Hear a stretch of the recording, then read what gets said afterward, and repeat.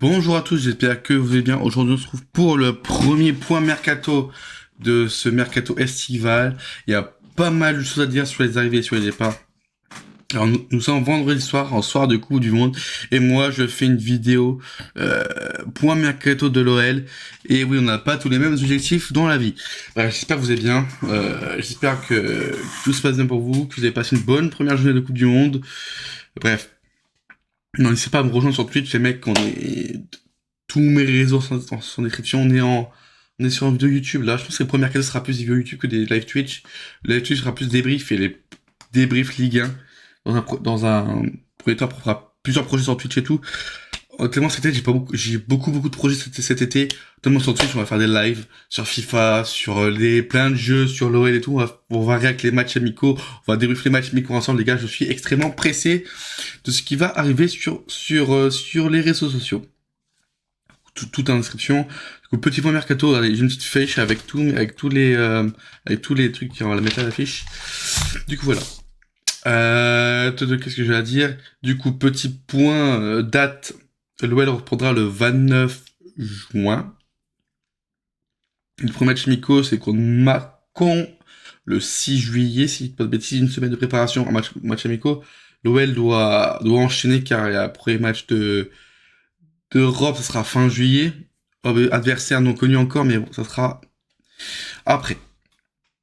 Du coup, on va parler des arrivées. Alors, première arrivée, c'était on l'a su depuis très longtemps. Enfin, depuis début mai, on va dire. L'arrivée de Kyle Boudache, le jeune niçois, arrivé libre car il n'a pas de contrat avec Nice. Il arrive gratuit, il arrive libre. Premier contrat pro à l'OL. C'est-à-dire que tu payes rien, tu payes juste je crois que tu payes juste les frais de formation. C'est que dalle, hein, c'est que dalle. Du coup, on est sur un bon petit jeune qui a fait je le connais pas plus que ça, je vais pas faire le mec et tout. De toute façon, la plupart des recrues, même les dernières, je n'avais pas d'avis dessus, car je les ai jamais vus jouer. Là, j'ai vu quelques fois jouer, quelques bonnes entrées, il a marqué contre Saint-Etienne, du coup, on peut que l'aimer. On est du coup, sur un jeune joueur de Nice, euh, profil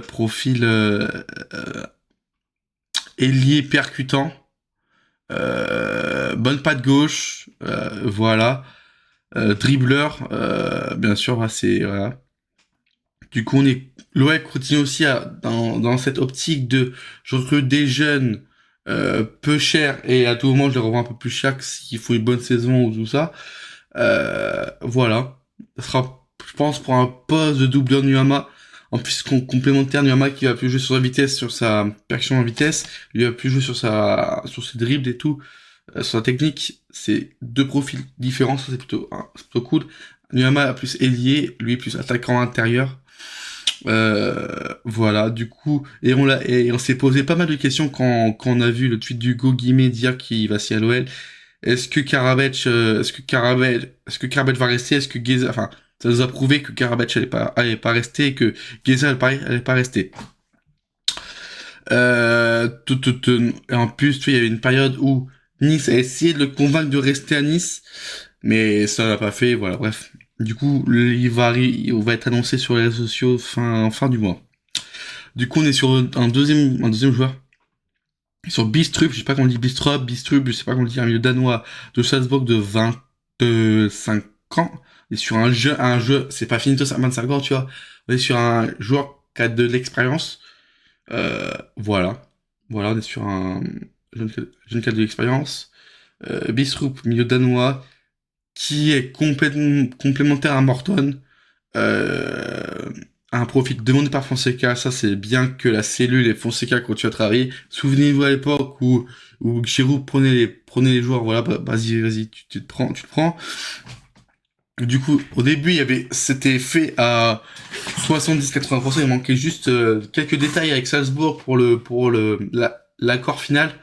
Là, l'article d'aujourd'hui, c'est que c'est fait avec l'accord de Salzbourg, on est sur un transfert de 10 millions à peu près, bonus compris, je pense qu'on est plus sur un truc 8 plus 2.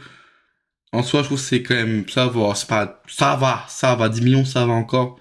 Mais l'OL doit continue aussi à dégraisser. L'OL doit présenter 30 millions d'euros à la DNCG le 30 juin, de vente bien sûr. Voilà. Voilà, bref, j'espère que ça va faire. J'espère qu'il va vraiment être complémentaire avec Morton et que ce profil-là qui manquait à ce milieu, je le connais pas plus que ça. Ce que j'ai vu, c'est un milieu très très défensif, très très bagarreur, très très un certain comment dire ça, leadership. Et ça, c'est très important dans le milieu de terrain. Du coup, on a eu la petite bombe hier, Duranville à l'OL. On va faire un petit point sur Alfonso Moreira après. On a appris par Foot Mercato, ok, bon, Foot Mercato, à prendre avec les pincettes, que Moreira serait sur le départ. On va en parler juste après en profondeur. Et là, juste la soirée, on va apprendre que Duranville serait sur la tablette de l'OL et serait très bien avancé. Il manque pareil, quelques détails avec Dortmund. Dortmund ne veut pas le conserver. Il a fait un petit prêt à Bâle. C'est bien passé sans plus. On est sur un jeune joueur une grosse pépite belge. J'étais sur le live de Zach hier. Il a dit que c'était dans les scouts, c'était un des joueurs les plus scoutés voilà, c'est un des joueurs les plus scoutés. Ça permet de le relancer et de commencer sa carrière définitivement. C'est un mini pari, car tu mets 8 millions d'euros, ok. Tu sais pas, parce qu'il y a beaucoup de blessures, tu sais pas si il va venir blessé et du coup ça sera compliqué, ou soit et 8 millions d'euros ça va encore, c'est pas un gros pari de fou, et si t'arrives à le relancer et tout, dans 1 ou 2 ans, tu peux le revendre 30-40 millions, car ça reste quand même un joueur qui est pas mal scouté encore. Du coup, voilà, c'est un profil différent de Fofana encore. Voilà. Du coup, on va avoir Fofana, Duranville sur le côté gauche, et puis Nuama, Boudage sur les côtés droits. On a vraiment des ailiers qui sont super jeunes. Hein. Le plus vieux, c'est Nuama qui a 22-23 ans cette année. Voilà. Qu'est-ce que je veux dire sur Duranville ouais, beaucoup blessé. On est aussi sur un petit peu la même, comment dire, c'est la même sensation que Morton. Genre un joueur qui n'a pas encore fait une saison complète et là ça va lui permettre. En plus le contexte OL peut le permettre, tout ça. Il va être visible, il va faire une Ligue Europa minimum, il va être visible quand même, tu vois. Voilà. Et surtout Hendrick, ça a permis aussi d'avoir le retour de l'OL qui est comment ça, qui est attractif, voilà. En plus, comme a dit Hugo Guimet, soit dans le LZ, soit c'était Fofana, soit c'était Mora. A priori, c'est Mora, on va parler juste après. Du coup, Yaremchuk, dernier arrivé. Yaremchuk. L'OL veut le conserver, l'Olympiakos veut le vendre, mais l'OL veut baisser le prix d'achat qui était 5 millions de base à 3 millions, ce que j'ai entendu. Est-ce que c'est une bonne idée? Non, je pense pas que c'est une bonne idée, car on est sur un joueur qui a 31 ans, qui a un salaire assez gros comme mine de rien. Il a pas un énorme salaire, tu n'as pas un salaire style Mangala, Tolisso ou quoi, mais il a un bon salaire et ok, c'est un joueur qui va être des buts, qui va être important en surface, c'est un profil demandé par Fonseca. Ok. Mais Caterpillar au pied quand même, hein, mine de rien. Perso, je suis plus, apparemment, on aurait pris 2 buteurs. Perso, je suis pour un buteur qui est comme Yaremchuk très bon en surface, mais qui est moins Caterpillar au pied et qui est plus mobile, on va dire. Voilà, bref. J'en demande trop à ces recrutements. Ils vont nous recruter un mec de D2 ouzbek. Bref, donc voilà. Un 9, on verra quel profil que veut Fonseca, enfin que la cellule que Fonseca cherche. Bref. Du coup, en départ, on a un gros chantier de la part du milieu de terrain. Parce que on va faire la petite liste du milieu de terrain. On est sur du Tessman, qui est sur le départ. De Akoku, oui, il existe encore, il revient à l'OL, sur le départ. De Narté, qui devrait rester, qui qui devraient rester. Tolisso, il est invendable. Morton, apparemment, il est invendable. Mera, dans la rotation, on va le faire. De Carvalho, on va faire quoi de Carvalho? T'as Mangala, gros salaire, normalement tu vas le vendre, il y a Bologne dessus. On en parle juste après aussi. T'en as 8 milieux, et Bistrup, si tu le fais, t'en as 8, 9. On va dire, si Bistrup c'est fait, t'en as 9. T'as 9 milieux pour 3 places. C'est, le but du jeu maintenant, c'est quand même faire un gros milieu sur ce milieu. En priorité, on va vendre Tessman, Akuoku, De Carvalho, Mangala.